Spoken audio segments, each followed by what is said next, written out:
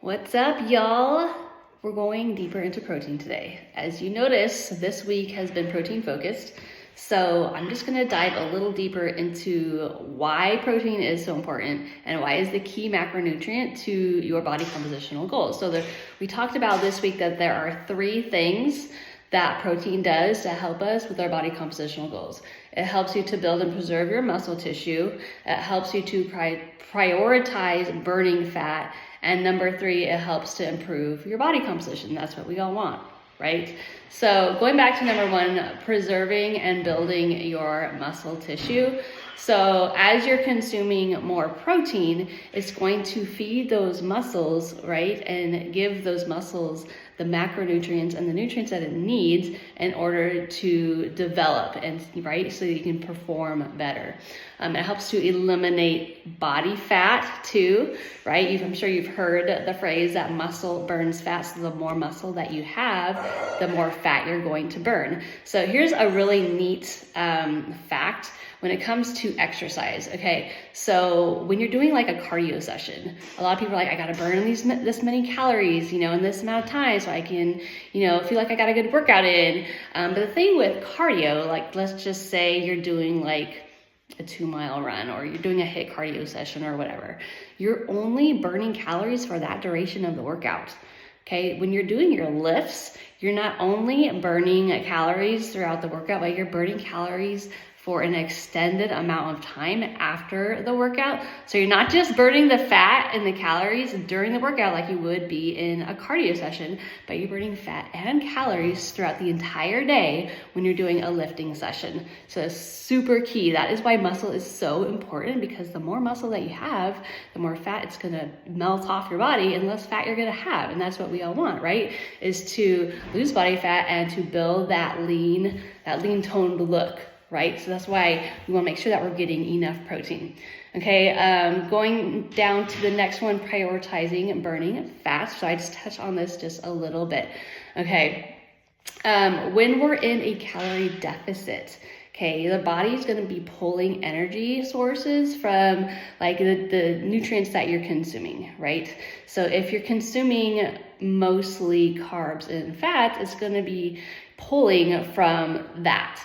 And especially if you're in a calorie deficit, you don't want it to pull from the muscle, because you're already in a low calorie bracket. So that's why when we're in a deficit, we want to up the protein so we don't pull from other sources of your energy and pull away from that muscle, right? Because we're working so hard to build that muscle that we don't want to be in such a deficit and to be in such a low calorie or a low macronutrient bracket with your protein that it's pulling from that. We want it to pull from our carbs and our fats, right?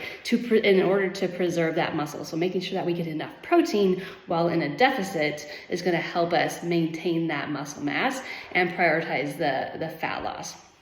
Okay, and then lastly, improving body composition. Like this, all of this just really ties in together. That lean toned look is what we want, right? So making sure, again, we're getting enough protein, feeding those muscles as we're doing our lifts, and recovering afterwards, making sure that we're fueling before our lifts and after our lifts so that our muscles can recover. And that way, over time, as we stay consistent with our lifts and with our nutrition and with our daily protein intake, that body composition is going to change. Your physique is going to change. So what happens is a lot of times people will just focus on the calories, right? So they're like, I just have to, drop my calories and then I'll lose weight. But here's the thing is, the calories will depict the number on the scale. And I know that a lot of us like to see the scale drop, right? That means success, right? Well, not necessarily. So the calories determine the number on the scale, but the amount of protein you're getting is going to determine your body composition, okay? Let me say that again. The calories depicts the amount or depicts the scale drop. Okay, the protein is going to determine your body composition or the way that you look. Okay, and I know that we all have this vision of how we want to look, right? That's the goal. I think we should just forget about the scale, because that scale lies to us so much. And I feel like when my clients don't see the right number on the scale, they're so quick to throw in the towel when they're not comparing their day 1 photos to like their day 75 photos. All they're seeing is that number on the scale possibly going up, but they don't see that they've created this amazing physique because they've prioritized their protein, because they prioritize their lifts, because they're doing progressive overload, right? So just wanted to touch on that because protein is key. You're going to hear me talking a lot about protein. So that's why it is so incredibly important to hit that daily protein goal every single day. If you're not used to tracking your food, just focus on protein. Let's just see where you're at with your protein and go from there, okay? Hitting the protein and the calories, if you can do that, like just hit your protein goal, hit your calories, and the carbs and the fats kind of balance out on their own. Okay, but if you're just new to tracking, focus on the protein. Just start logging how much protein you're having every single day. Like you're having, some eggs in the morning, just log your eggs. If you're having a protein shake, log your protein shake, and let's just see where you're at with the protein.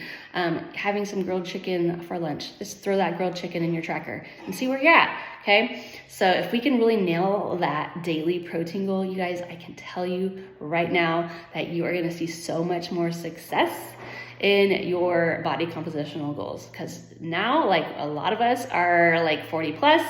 It's harder to see results, so we have to make sure that we're getting enough protein. And here's an interesting fact too. I shared this a while back in my stories, but once you hit the age of 30, you actually lose 1% of muscle mass every single year.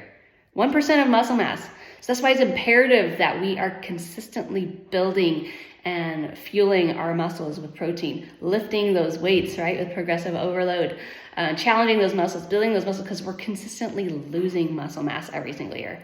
So if that doesn't make you want to lift, now is the time to start lifting, because who wants to really like be 60 and have zero muscle mass? So that's why a lot of people, when they're older in age, they tend to, break more bones and they look really weak and they have all these health conditions because they don't have enough muscle mass and their skeletal system is not, supported with the amounts of muscle that they should be having. So anyway, I hope that was helpful. Get your protein in today and let me know what your takeaway was in this video and just drop it in the comments. Hope you guys are having a great day.